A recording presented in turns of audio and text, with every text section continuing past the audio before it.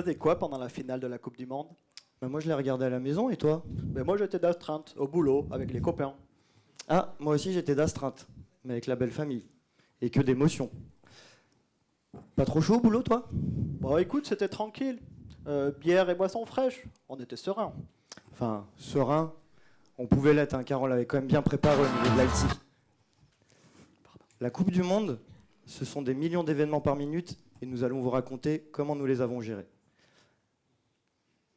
Avant de rentrer dans le vif du sujet, on va se présenter rapidement. Donc, je suis Nicolas Josviac, ça fait 3 ans que je suis à BetClick. Je suis responsable de l'équipe betting, donc qui s'occupe des placements de paris et du resulting pour savoir les paris sont gagnants ou perdants. Et je suis accompagné de mon camarade. Ben moi c'est Guillaume Lambert et ben moi ça fait 5 ans que je suis chez BetClick et pour ma part je gère toute la partie cloud chez BetClick. Ah non, ça marche là. On va continuer comme ça. Donc BetClick, je pense que vous connaissez, vous en avez entendu parler.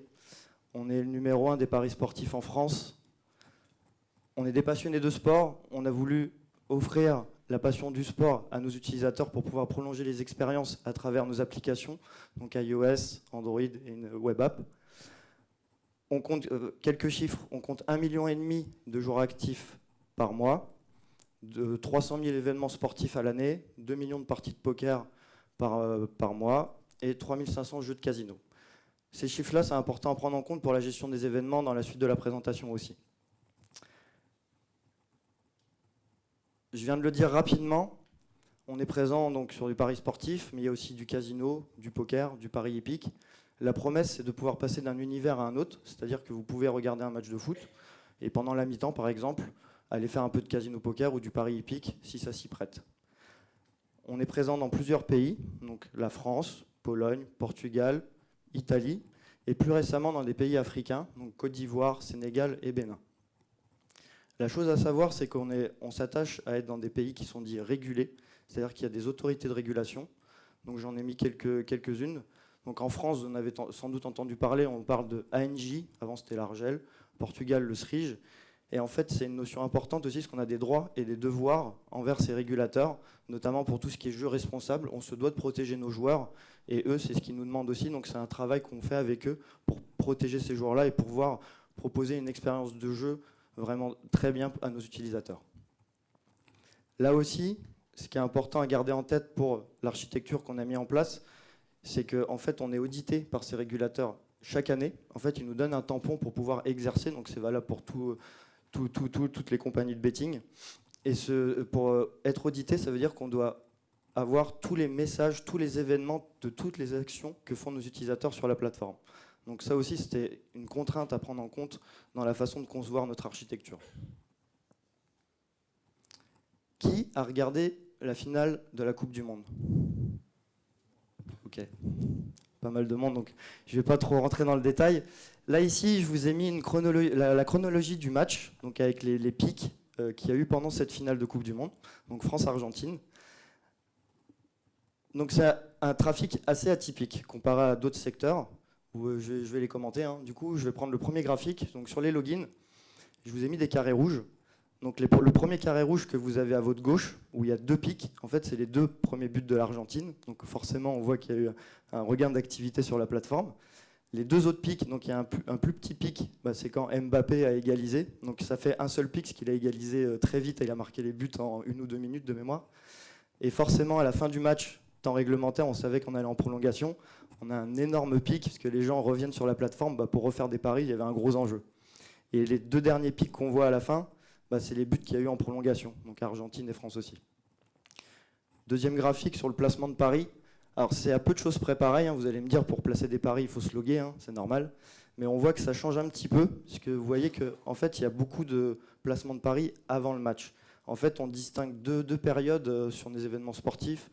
On a le pré-match, on appelle à BetClick, et le live. Donc en pré-match, les gens préparent leurs paris. Ils vont me dire, par exemple, moi je prévois que Mbappé, ça va être le premier buteur, etc. Et pendant le match, forcément, ils peuvent revenir, éditer leurs paris, en ajouter, etc. Et du coup, c'est ce qui s'est passé pendant le match. Et enfin, dernier graphique pour illustrer aussi une autre typologie sur les dépôts d'argent. Donc quand les joueurs viennent déposer pour pouvoir faire des paris, on voit que c'est pas tout à fait la même chose aussi. On en a beaucoup en pré-match, forcément, pour pouvoir faire les paris. Et au milieu du match, en fait, normalement, ce n'est pas une situation qui arrive sur un temps réglementaire lorsqu'il y a un gagnant au temps réglementaire. Mais vu qu'à la fin du temps réglementaire, prolongation, les gens sont revenus, ont remis de l'argent pour pouvoir reparier. Bref, tout ça, ce que je veux vous expliquer, c'est qu'on n'est pas dans un trafic prédictif. On sait que sur des gros matchs, oui, on va savoir que pré-match et le live et fin de match, oui, on va avoir des gros pics de login. Sur une finale de Coupe du Monde, c'est sûr. Sur des gros matchs de Ligue des Champions, Real Madrid, PSG ou je sais pas quoi d'autre, on va avoir aussi ça. Mais c'est sûr que sur un Metz-Niort, on aura un peu moins de trafic, donc un peu serein. Mais en fait, il faut composer aussi. Quand on a conçu notre architecture, il faut composer avec ça. Les tirs au but, les buts qu'il y a pendant les matchs, les fautes, les cartons, etc., qui peut amener du trafic non prédictif. Il faut qu'on compose avec tout ça. Je vais descendre un peu plus dans la technique. Donc là, c'est notre système qu'on avait il y a 5-6 ans à BetClick. En fait, on a repris le SI avec une toute nouvelle équipe. L'ancienne équipe n'est pas restée. On a eu notre étoile de la mort. Donc pour ceux qui ont déjà vu des présentations de Netflix, c'est l'architecture dite étoile de la mort. Donc vous verrez des présentations de Netflix, ou peut-être vous connaissez. Nous aussi on l'avait, mais il y avait une grosse différence. La différence, c'est que nous, on n'était pas en microservice à cette époque. C'était un seul module. Donc en fait, c'était ce qu'on appelait en interne un monolithe distribué. Donc une seule app avec plein de sous-modules. Donc vous voyez, ça fait un peu peur de rentrer dedans. Donc il a fallu détricoter tout ça. Pour la petite histoire, pour ceux qui connaissent, c'est une map qui est tirée de l'outil AppDynamics, donc outil d'APM comme New Relic, Dynatrace, etc. Et il permet un peu magiquement de faire ces liens entre les applications. Je vais faire un petit zoom. Donc comment ça se traduisait un peu plus en faisant un zoom sur une partie de l'application. Donc je leur dis même application et on avait des morceaux de code. Alors là, on voit des domaines qui sont clairs, qui apparaissent clairement. C'était pas vrai. C'était pas vrai au début. C'est pour schématiser. Donc en fait, il y avait des liens avec plein de morceaux de code différents. Donc effectivement, il y avait des morceaux de code qui étaient focus sur account, sur paiement, sur du betting, du casino, des modules communs bien entendu. Mais en fait, il n'y avait pas vraiment de limite. En fait, il y avait du code qui était mélangé de account avec betting, on ne comprenait plus rien. Et du coup, ce qui se passait, alors pour ceux qui ont joué à ces jeux-là ou qui connaissent, qui jouent, donc Mikado et Jenga, c'était vraiment, on était dans un monde d'une dette non maîtrisée et non maîtrisable même, on est arrivé à ce point-là, où lorsqu'on enlevait la brique, on pouvait faire écrouler toute la structure. Et pour la petite anecdote, c'est déjà arrivé, une modification sur une partie de account a fait qu'à un moment, on pouvait faire plus de paris. Donc, il n'y a rien à voir. Et il a fallu aussi prendre en compte tout ça et voir comment, la question était, comment est-ce qu'on va attaquer ce module, comment est-ce qu'on va découper ça. Donc, on avait des convictions, aller utiliser du domain-driven design, aller vers du microservice, mais quel découpage on allait faire. Parce que là, encore une fois, les domaines que je vous ai mis, c'était pour schématiser.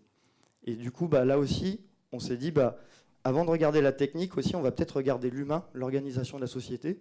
Parce qu'en fait, pour ceux qui ont vu les présentations sur la loi de Conway, sur les équipes tout à l'heure avec Jean-Laurent, si vous y étiez avant, la manière dont on va structurer les équipes et l'organisation va se refléter aussi dans l'architecture qu'on va mettre en place. Et on a essayé de casser ça, mais quand même, il fallait le prendre en compte dans notre réflexion. Alors, comme je l'ai dit, au début, on a repris un système. Il y avait une seule et même équipe qui bossait sur ce gros module. Il n'y avait pas clairement de périmètre, ce n'était pas défini. Le problème, c'est qu'il n'y avait pas de responsabilisation. C'était en mode, chacun fait un peu comme il peut, il se débrouille, donc il touche à du morceau de code, il y a des demandes d'amélioration, il y a des bugs à corriger. On se dépatouille comme on peut. L'autre souci, c'était que, alors, moi je dis une seule et même équipe, mais au niveau développement. Il y avait bien entendu des fonctions transverses, DBA, SRE, qui étaient à côté, mais c'était bien siloté à l'ancienne, c'est-à-dire que les développeurs faisaient les devs, packager ça et refiler ça au SRE, débrouillez-vous pour le run en production, c'est pas mon problème. Et ça cause tous les soucis que pour ceux qui ont connu, ils connaissent, ça peut engendrer sur la communication, etc., la bonne ambiance, voilà. On avait des disparités aussi dans ce gros module, donc fonctionnel. Comme je le disais, l'équipe a été refondue, très peu de personnes étaient restées.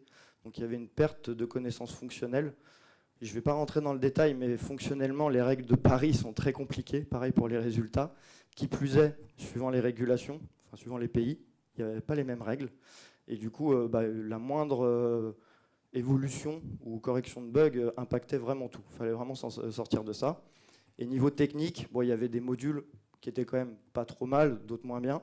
Et les développeurs, certains développeurs avaient tendance à aller sur les modules qui marchaient bien. Il n'y avait pas beaucoup de choses à faire parce qu'ils avaient tellement peur de toucher, de casser l'application que ça devenait vraiment, vraiment compliqué. Du coup, on s'est dit, on va mettre des critères sur la table et à partir de ces critères-là, ça va nous aider à savoir comment est-ce qu'on va réorganiser un peu nos équipes de développement. Donc on est parti avec 5 critères. Donc la première, c'était de construire une culture produit. Comme je l'ai dit, niveau fonctionnel, il y avait beaucoup de pertes. Beaucoup de gens ne connaissaient plus les règles. Même les product owners qui étaient nouvellement arrivés ne connaissaient plus rien. Donc il fallait tout reprendre. Et il fallait remettre les discussions sur la table aussi entre produits et développeurs, donc business technique. Donc c'était une première conviction qu'on avait. Deuxième conviction, gagner en autonomie. On voulait vraiment que les équipes soient autonomes. Donc de la conception, de la discussion avec le produit, challenger le produit, que l'implémentation et le run en production. Taille humaine, donc bien entendu pour des raisons pratiques de communication, etc. Jean-Laurent en parlait tout à l'heure, plus une équipe est grande, plus il y a de personnes, plus les interactions entre les personnes, ça va être exponentiel. Du coup, on voulait rester à taille humaine. Faire de l'amélioration continue. Donc en fait, ce qu'on va vous expliquer avec Guillaume donc sur l'organisation et sur l'architecture, ce n'est pas quelque chose qu'on a fait du jour au lendemain. Ça a pris plusieurs mois, voire plusieurs années. On y a été étape par étape. On demande mine de rien de changer une culture d'entreprise et une culture technique aussi, vous verrez. Et enfin, une dernière conviction, c'est ça va avec l'autonomie, j'en ai un peu parlé, c'est you build it, you run it. C'est vraiment, vous, équipe, vous êtes responsable de A à Z de tout. Donc ça passe, encore une fois, je répète, conception, implémentation, déploiement, le run, mais aussi tout ce qui va être performance, observabilité, etc. Alors naturellement, j'ai un peu spoilé avec les premières slides, et ça paraît naturel, ça s'y prête bien à BetClick. Donc j'ai dit, on s'est basé sur du domain-driven design, sur les bounded context, pour ceux qui connaissent. Du coup, on a découpé ça par rapport à notre contexte à nous. Du coup, sans surprise, on va se retrouver avec une équipe account, paiement, betting, casino. Je ne vais pas toutes les citer, mais il y a du poker, équipe data, etc. Si on fait un zoom sur une équipe aussi, donc encore une fois, c'était pas du jour au lendemain. Donc on avait ces équipes-là, ça commençait à bien prendre forme, on commençait à avoir des périmètres bien définis. Les équipes, par exemple, betting étaient bien concentrées sur le périmètre betting. On extrayait du code de ce gros monolithe, et pour mettre du code qui allait ensemble fonctionnellement, techniquement, on essayait de le simplifier, rattraper notre dette. Et aussi, parce qu'on a vite vu, c'est qu'il y avait toujours ces silos. Ce que je disais, il y avait les CRE qui étaient encore séparés, les archis, etc. Et du coup, on a mis en place des référents. En fait, donc on a des équipes transverses, donc infrastructure, DBA, etc. Et on s'est dit, en fait, on va prendre une personne de chaque équipe et les mettre dans chaque équipe fonctionnelle. Du coup, là, je prends l'exemple de betting. On a un référent data, un référent archi, un référent SRE, etc. Et en fait, tout ça fait que on coche pas mal de critères qu'on avait définis. Donc la culture produit. Donc on l'a avec UX. Alors l'équipe, j'ai pas précisé, mais une équipe sont des développeurs avec Scrum Master et Product Owner. En mettant l'UX, on fait la culture produit, on fait le lien avec le PO aussi. Ensuite, il y a l'autonomie. Avec ces référents-là, l'équipe est capable d'être autonome. Donc bien entendu, il y a toujours des croisements entre les autres équipes, il y a des interactions. Mais au moins sur leur périmètre déjà, autonomie. Alors, encore une fois, plusieurs mois, plusieurs années. Pareil, la data. En fait, pour les équipes concernées, on a des data ingénieurs, voire des data scientists. On les a mis dans les équipes.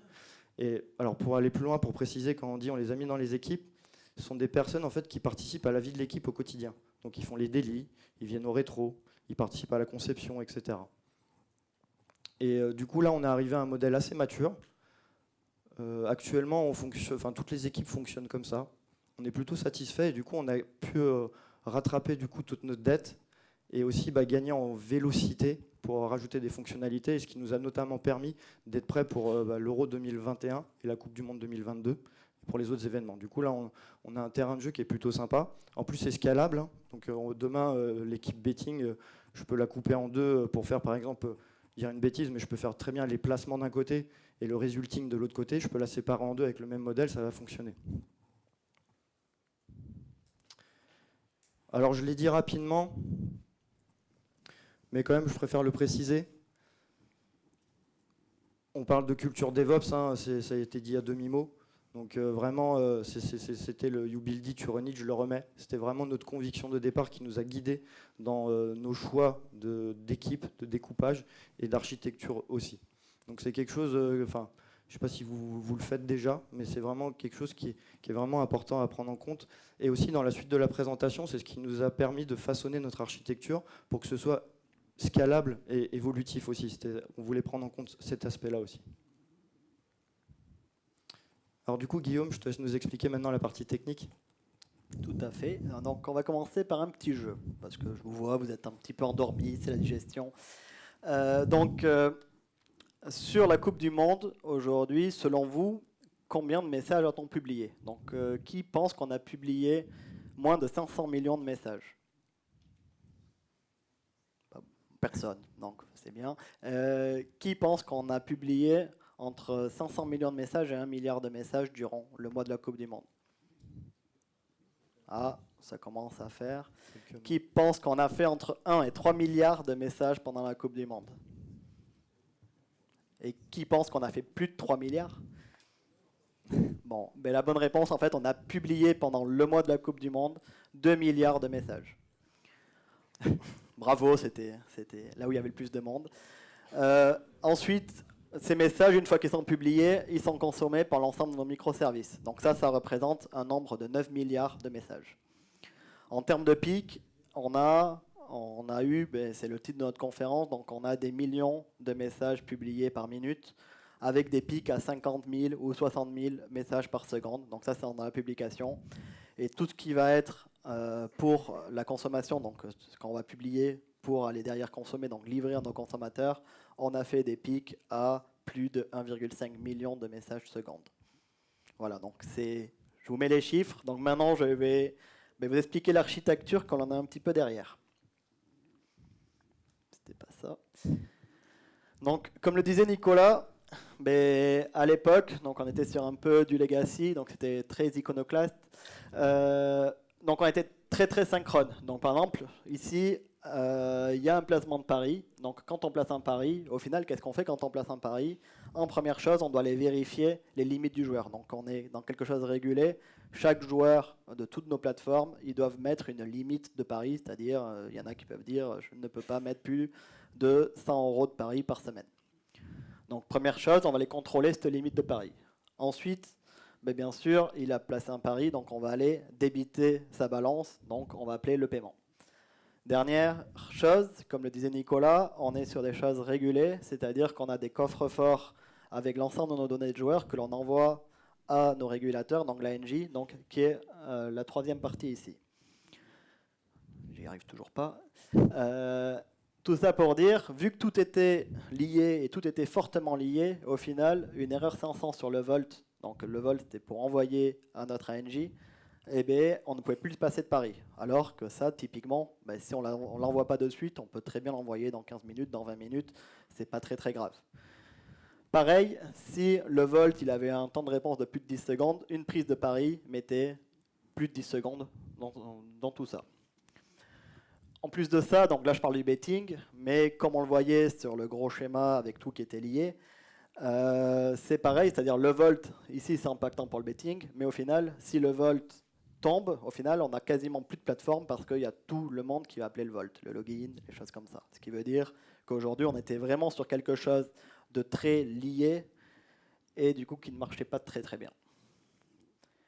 Donc c'est pour ça qu'on a mis en place donc, une architecture orientée événements avec un bus d'événements au milieu et l'ensemble de nos domaines, donc on est en DDD, qui vont communiquer via un bus d'événements.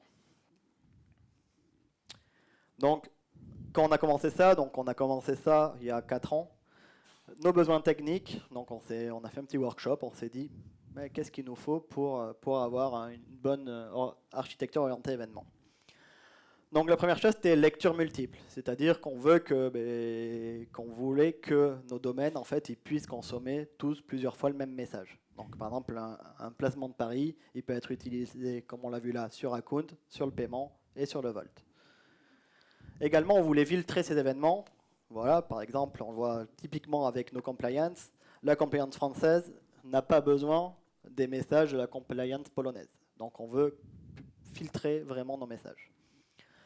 Ensuite, on veut faire du remise au moins une fois, du at least once, c'est-à-dire qu'on veut ne pas perdre de message. Donc ça, tout le monde le veut, mais c'est très crucial. On ne peut pas dire, hop, ce joueur il a joué, mais je ne l'ai jamais envoyé à ma compliance, parce que je l'ai perdu. Donc ça, c'est juste pas possible.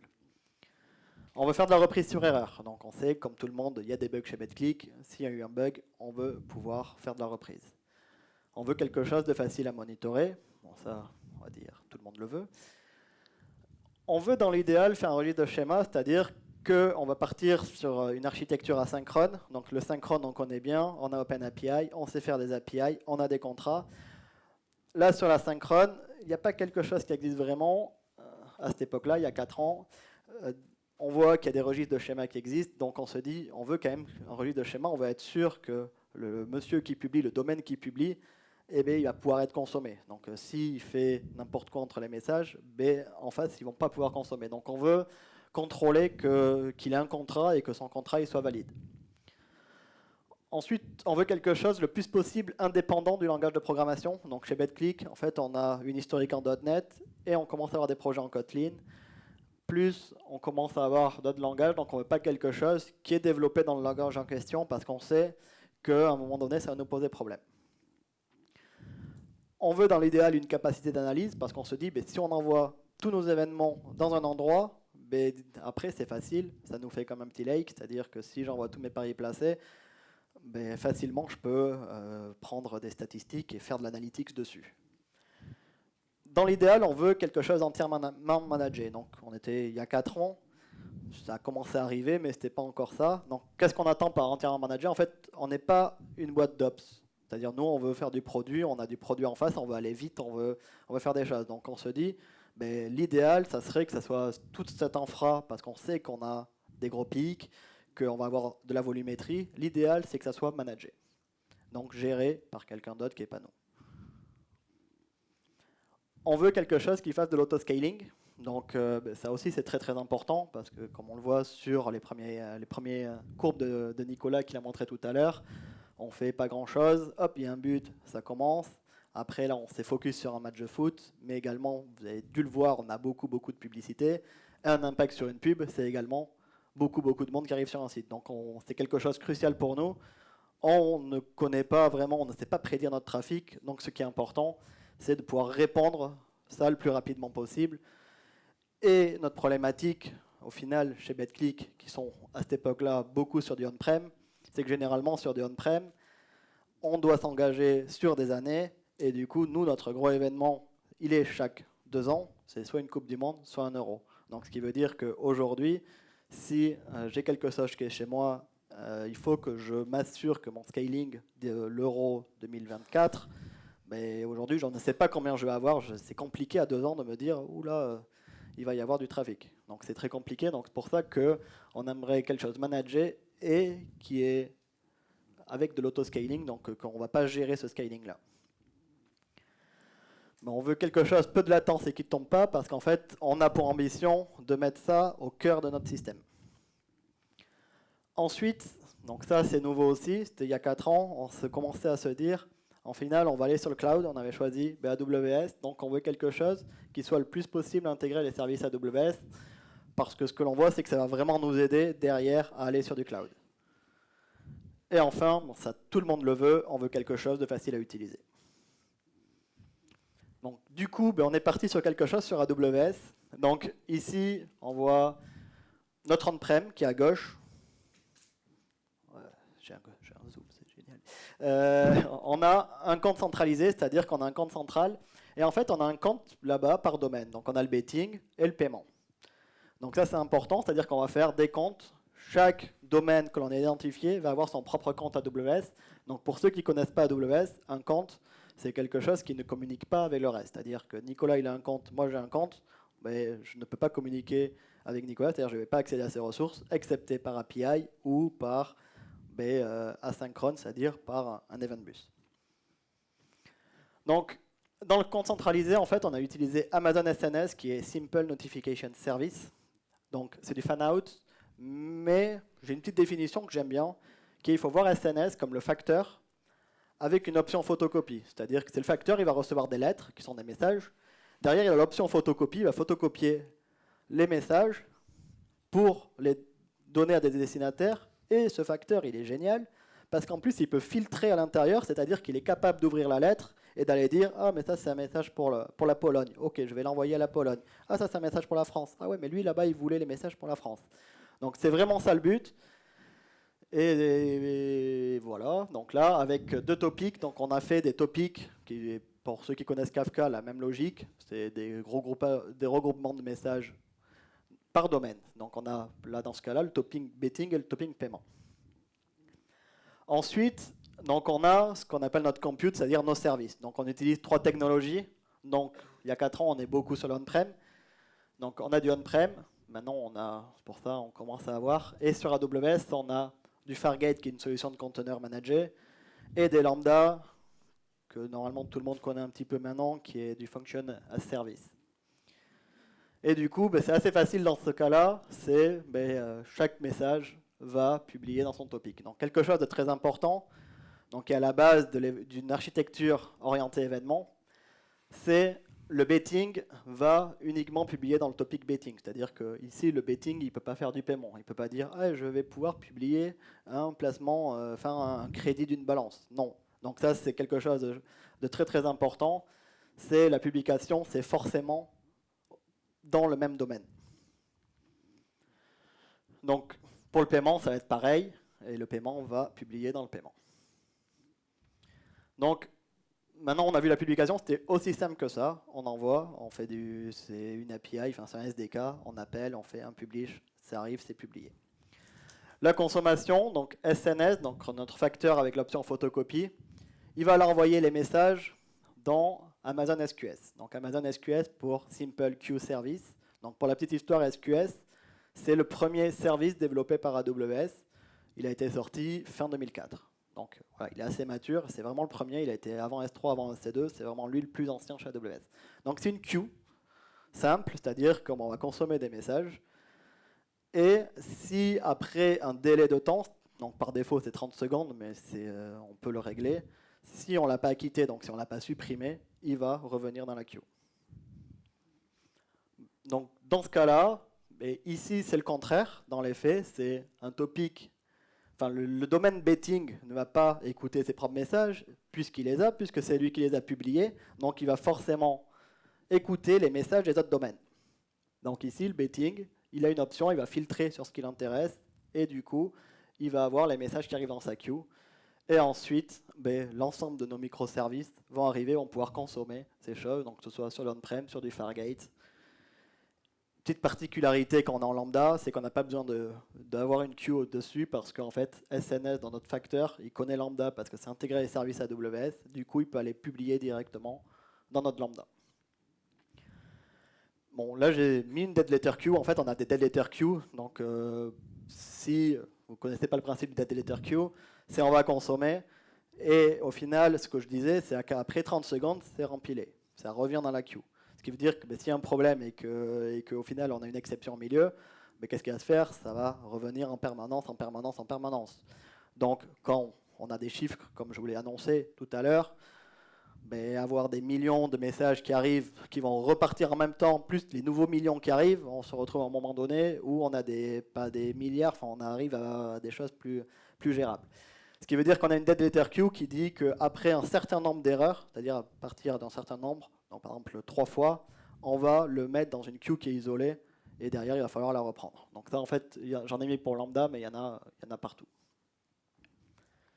Donc sur le paiement c'est pareil, ils vont écouter les messages de betting et ils vont faire exactement pareil. Donc voilà pour la consommation. Du coup, quand on a fait ça, on va revenir à nos besoins. Les lectures multiples, on peut le faire, c'est-à-dire que notre facteur il est intelligent, il va pouvoir envoyer à tout le monde. Le filtrage des événements, pareil, on a une option pour filtrer, c'est-à-dire on va récupérer les événements que l'on veut. C'est facile à monitorer, donc c'est très intégré avec AWS, donc c'est assez facile à monitorer. C'est indépendant du langage de programmation, c'est côté Amazon, on n'a rien eu à faire, à part utiliser les SDK qui sont dans tous les langages qu'on utilise, donc du coup, ça on est bon. C'est entièrement managé, donc c'est ce qu'on appelle une technologie serverless chez AWS, donc c'est eux qui vont le gérer pour nous, on n'a pas la main sur les serveurs. C'est niveau autoscaling, pareil, on n'a rien à faire, donc voilà. Aujourd'hui, on a des limites sur AWS, donc on a fait monter les limites pour prendre notre trafic, donc aujourd'hui, on n'a pas de problème sur ça, il tient vraiment nos pics de charge. J'en parle pas du pricing, et on paye à la request, c'est-à-dire que bon, on s'engage sur une request, donc on l'utilise pas, on paye pas, on l'utilise beaucoup, on paye, ce qui est logique. Il y a peu de latence et c'est hautement disponible, donc là pareil, on a remis le problème à AWS, c'est-à-dire c'est les SLA d'AWS, je ne le connais pas, je ne vais pas vous le dire, mais ça va être plus de 99,99 sur ce service, donc sur ça on est bon aussi. C'est bien intégré service AWS, comme on le voit, c'est dans AWS, du coup on peut l'intégrer avec les lambda, etc. etc. Et c'est très facile à utiliser. Là, clairement, en quelques clics, je peux avoir un SNS, un SQS, enfin quelques clics, on ne fait pas du clic, mais en quelques bouts de Terraform si besoin, ou de CloudFormation, ou de CDK, ou ce que vous voulez. C'est très facile à mettre en place, il y a très très peu de configuration. Par contre, le AtListOnce, là aujourd'hui, pour l'instant, je ne le gère pas, c'est-à-dire qu'il y a un problème côté Amazon sur SNS, où il y a un problème chez nous, un problème de réseau, un problème quelque part, mes messages, je les perds. Donc ça, comment je peux faire? La reprise sur erreur, c'est pareil. C'est-à-dire là, mon consommateur, il se trompe, il fait des petites bêtises quand il consomme. C'est pareil, comment je peux reprendre ces messages pour qu'il les reconsomme? Là, nativement, je ne sais pas faire. Schéma registry, c'est pas prévu. Et enfin, la capacité d'analyse, pareil. Là, je ne sais pas analyser mes données, à part faire quelque chose de très, très, très custom, très, très compliqué. Mais sinon, je ne sais pas faire. Du coup, on va voir comment on a fait pour pallier à ces petits problèmes. Donc, pour la remise au moins une fois, qu'est-ce qu'on a fait? Donc, sur le on-prem, on a mis en fait du fichier en local, c'est-à-dire qu'on a mis un système de fichiers. Et quand il y a un problème, quand on n'arrive pas à publier sur SNS, on va le loguer dans un fichier. Derrière, on utilise Vector. Bon, avant, on utilisait FluentD, maintenant on utilise Vector, donc qui est du log shipping en fait avec des destinations, et du coup il a un plugin Vector, donc Vector qui a été racheté par Datadog, qui est un projet open source aujourd'hui, et au final il a la partie, un plugin, et il va pouvoir envoyer des données automatiquement, donc là il a SQS, et en fait l'intelligence de Vector, c'est qu'il a une notion de offset, c'est-à-dire qu'on a tous les messages, si le message il n'est pas acquitté par SQS, il va rester là, ce qui veut dire qu'on est sûr de ne pas le perdre. C'est-à-dire qu'il y a un problème de l'autre côté, ça ne répond pas, mais l'offset il ne bouge pas. Donc il va réessayer avec des exponential backoff, mais au bout d'un moment, il va finir par arriver. Donc ça peut être 1 heure, 2 heures, 3 heures, enfin 10 secondes. En fait, on ne sait pas parce qu'on ne connaît pas la panne. Et nous, ce que l'on veut chez BetClick, c'est être sûr de ne pas perdre de message. Donc voilà. Côté Amazon, c'est un peu la même logique, c'est-à-dire qu'on va loguer nos messages dans un disque partagé, donc parce qu'on ne peut pas le loguer sur un conteneur qui n'a pas forcément de volume. Du coup, on va utiliser un volume partagé, donc, qui est Amazon EFS, Elastic File System. Et au final, on va loguer tous ces messages en erreur dans notre EFS. Derrière, de la même logique, en fait, on a un petit conteneur qui a notre agent vecteur qui va aller lire nos messages et derrière les publier dans SQS. À partir de là, tous nos messages ils arrivent dans SQS et au final, qu'est-ce qu'on a fait? On a juste une lambda. Donc, ce qui est aussi super sur une lambda, c'est qu'on a la lambda, on la paye que quand il y a des messages. C'est-à-dire, elle fait rien, on la paye pas. Ici, du coup, quand il va y avoir des messages qui vont arriver dans SQS, elle va arriver, elle va poller, et du coup, qu'est-ce qu'elle va faire? Son but, c'est qu'elle va regarder les messages à qui ils appartiennent, quel est le sujet du message, enfin quel est le type du message, et derrière, elle va les republier dans le bon topic. Donc c'est un message de type betting, je vais sur betting. C'est un message de type paiement, je vais sur paiement. Voilà, donc là je fais pareil avec le compte paiement. Je vais revenir sur celui-là. Donc ça avait les deux comptes. Mais avec ça, on s'assure de ne plus perdre de messages. Derrière, pour la capacité d'analyse, donc là c'est pareil, on sait que tous nos messages sont publiés. Donc ben là c'est assez pareil, c'est assez intégré avec Amazon. Et du coup il y a un service qui s'appelle Kinesis Data Firehose. Donc Kinesis Data Firehose, c'est un ETL pour passer des données chaudes à des données froides. Donc il va récupérer tous les messages que l'on envoie. Et derrière, il va aller faire des batchs de messages pour aller en générer des fichiers de quelques mégas. Nous qui fixons, mais généralement, vu qu'on va aller sur un data lake, entre 100 et 500 mégas, c'est la bonne taille. Et du coup, une fois que c'est dans S3, en fait, on va envoyer les messages via dans nos data lake. Donc, je ne l'ai pas mis ici, mais on utilise Snowflake, c'est-à-dire nos S3 vont partir dans notre data lake et Snowflake. Une fois que c'est dans notre data lake, ben derrière, on va juste utiliser un outil de reporting, donc on utilise Tableau, et du coup, tous nos métiers, c'est-à-dire là, on peut faire intégrer le métier, la data, le métier, même nous, côté IT, on va pouvoir faire des requêtes et analyser nos données quasiment en live, parce que même si on est sur de l'asynchrone, entre la publication et l'arrivée des données, aujourd'hui, il y a moins de 10 minutes. C'est-à-dire qu'en 10 minutes, on peut voir quasiment tout ce qui se passe sur la plateforme. Pour la reprise de données, au final, c'est aussi assez simple. Vu qu'on a tout dans le data lake, donc on fait de la reprise de données, donc on essaye de jamais en faire, parce que c'est qu'on a loupé quelque chose. Bon, ça nous arrive. Par exemple, il y a eu un bug, une petite chose comme ça, on a mal interprété quelque chose, ce qui veut dire que les messages n'ont pas été traités comme il faut. Donc dans ce cas-là, au final, on va juste faire une requête sur un data lake qui va exporter les données dans un bucket S3. Et le même genre que la lambda qui avait de fallback, ça va être une lambda de replay qui va aller lire les messages et, suivant le type, aller les remettre dans le bon topic. Donc, avec ça en plus, on a toute la partie analytics plus la partie reprise de données. Pour le registre de schéma. Donc ici, donc déjà, il y a un hors production seulement. Donc ça, c'est ce qu'on faisait à l'époque. En fait, à l'époque, qu'est-ce qu'on faisait sur de la hors prod ? On publiait dans notre SNS et derrière, en Y, on allait publier sur un ALB, donc qui est une API, avec un microservice derrière qui récupérait les contrats. Et du coup, on vérifiait si le contrat il est OK ou KO. Cela, on avait un site internet statique, donc un portail pour nos devs. Et les développeurs, ils arrivaient dans leur portail, ils disaient c'est OK ou c'est KO. La problématique de ça, c'est qu'on devait le faire uniquement hors production. C'est également qu'on a dû faire des contrats custom. Donc on a demandé, donc là on revient à l'organisation que disait Nicolas tout à l'heure. Donc on a des architectes référents dans chaque équipe. Donc le but des architectes, c'était de valider ces contrats. Donc on était sur quelque chose de très custom. Et après, on faisait un appel API pour être sûr que ça respectait le contrat. Donc c'était pas si facile que ça à mettre en place. Il fallait le faire au niveau orga. Et du coup, il y avait un peu d'humain, c'est-à-dire que quand c'est pas automatique, il y a l'architecte A, il va valider quelque chose, mais l'architecte B, il va moins faire attention ou valider quelque chose de différemment. Donc, et en plus de ça, pour être sûr que ça marche, le truc en Y, donc en fait, on a dû créer une librairie donnée aux équipes pour que ça soit clé en main. Et en fait, on a développé du coup une librairie en .NET, en Kotlin, dans tous les langages que l'on a, pour pouvoir faire ça. Donc, la problématique de ça, au final, voilà, c'était compliqué, ça marchait pas tout à fait bien, mais en même temps, il n'y avait pas trop de problèmes parce qu'au final, en étant en production, on arrivait à publier, on arrivait à consommer. Ça veut dire que généralement, si on arrive à faire ça, c'est qu'il n'y a pas trop de problèmes de contrat, parce que ça veut dire que le paiement, il sait quand même ce que marche le casino, ou le betting, ou des choses comme ça. Ce qui veut dire qu'en fait, on n'a jamais eu trop de problèmes de contrat. Donc là, on travaille sur une évolution qui est en fait de migrer sur quelque chose qui est un standard. Donc on connaît OpenAPI pour les API, et en fait, il y a le même genre qui arrive pour tout ce qui est asynchrone, qui est Async API.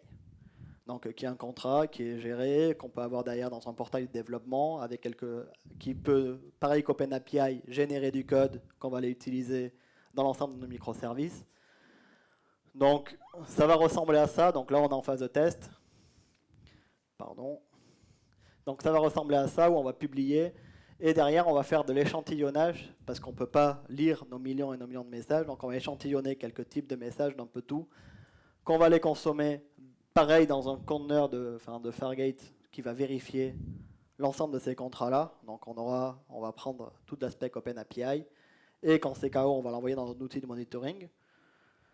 Et avec tout ça, on va aussi avoir notre site internet statique qui va afficher toute la partie API, toute la partie contrat sur quelque chose de standard. Donc voilà ce que l'on veut faire. Donc pour conclure, donc, comme le disait Nicolas, il y a 5 ans, BetClick, ça ressemblait à ça. Donc voilà, on a fait vraiment du gros boulot pour partir sur quelque chose qui ressemble à ça aujourd'hui. Donc je le remets, on était à ça, on est parti sur quelque chose qui ressemble à ça. Ça, c'était il y a plus d'1 an. Donc là, on s'est encore amélioré. Donc au final, ça, c'est toujours les calls API synchrone qui passent. Donc on voit que notre architecture orientée événement, aujourd'hui, nous a grandement aidé.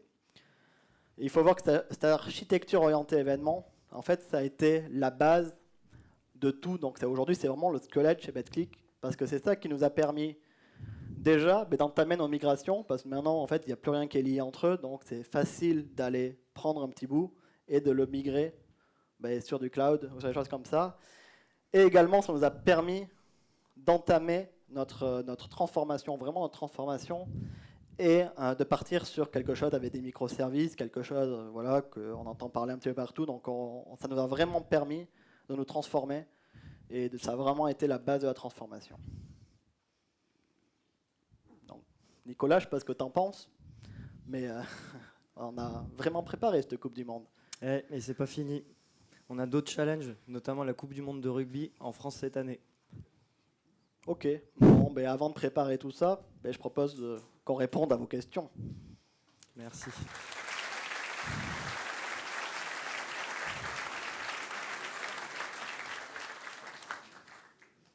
Oui.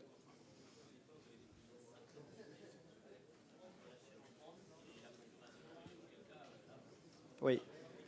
Bonne question. Bon, la question c'est est-ce qu'on a des fois des besoins synchrones? Oui, tout à fait. En fait, on va utiliser la synchrone là où on peut. Donc c'est vraiment ça notre logique, c'est qu'on va en termes d'architecture pousser les gens à utiliser la synchrone. Donc c'est un peu, je sais pas, ce que disent tous les CTO. Donc par exemple, AWS, ils ont fait tout leur keynote sur la synchrone, la synchrone, la synchrone. Mais bon, déjà il y a deux choses, c'est que la synchrone fait peur aux devs. Ils sont là, oh là là, passer en asynchrone, ouh là là là là là, c'est compliqué. Et aussi, il y a des moments où on ne peut pas l'utiliser. C'est-à-dire une prise de pari, je ne peux pas être asynchrone. C'est-à-dire ma prise de pari, il faut que je débite ma balance. Au final, si j'ai un problème et que je passe sur quelque chose qui va refaire en boucle, potentiellement, il va parier avec de l'argent qu'on n'a plus. Donc là, c'est compliqué. Et du coup, ces parties-là, on est obligé de les passer en synchrone. D'autres questions ?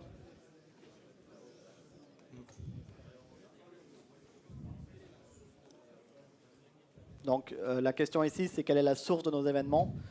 Au final, la source de nos événements, ça va être l'ensemble des domaines, c'est-à-dire qu'ils vont, par exemple, placer un pari, c'est-à-dire qu'on va aller dans notre base de données, placer un pari, et en même temps, on va aller envoyer notre événement sur notre bus. C'est-à-dire qu'on ne va pas faire du change data capture, des choses comme ça, c'est-à-dire qu'on a deux choses qui vont arriver, on va faire du Y, on va envoyer ici, et en même temps, on va envoyer notre événement.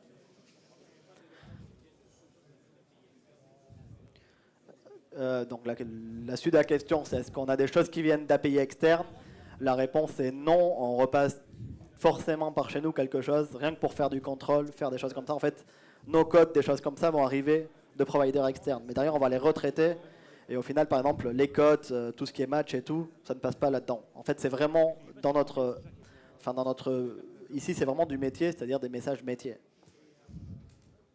Une dernière question. Oui, concernant les messages d'erreur ou les erreurs, est-ce que vous avez pu quantifier ces erreurs-là? Parce que normalement, vous êtes chez Amazon et Amazon, ils ont un SLA, donc doit être de 99,99%. Ça, c'est pour le SLA, oui, il est de 99,99. Après je ne sais pas ce que vous entendez par message d'erreur. Non, les erreurs que vous avez, donc vous avez rejoué les messages oui. qui sont en erreur. Et oui. Du coup, est-ce que vous avez pu les quantifier? En fait, on n'a quasiment pas de message en erreur, à part quand il y a des problèmes. C'est-à-dire, à Amazon, il y a eu un petit problème la semaine dernière sur SNS notamment. Après, il peut y avoir un problème de sécurité, un problème réseau, ça arrive. Donc c'est sur ça qu'on ne veut pas perdre.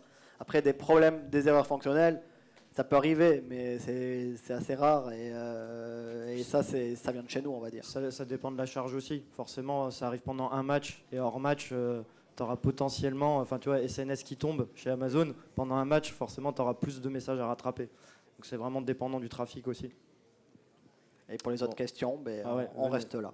Merci.